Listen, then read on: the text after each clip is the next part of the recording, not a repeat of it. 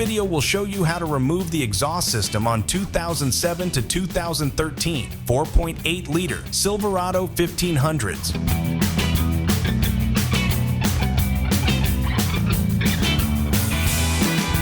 It's going to start with this 13mm clamp holding our factory cat back to the cat pipe right here. Grab your 13 socket and loosen that guy up.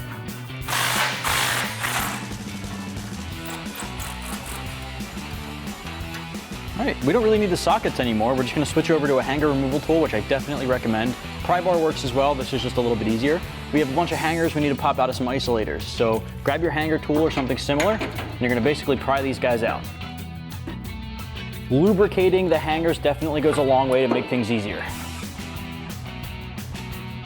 For that, you can use WD-40 or PB Blaster or something similar, just to help it slide out easy. All right, so now we can move down the line and get the next two.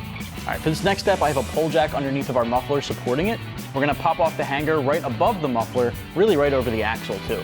Grab your hanger tool and pop that guy off. Having that pull jack or floor jack definitely helped give it some stability there. All right, for this next one, you want to be careful because this is the last piece holding this guy up, so it's going to get pretty loose and wobbly. Once you pop this out, you can take the entire exhaust off all in one piece.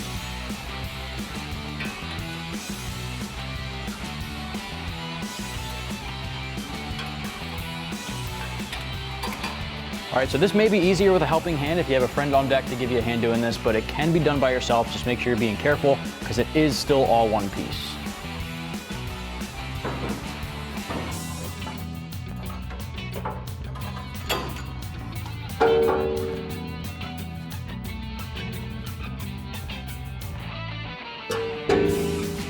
Thanks for watching, and remember, for all things Silverado, keep it here at AmericanTrucks.com.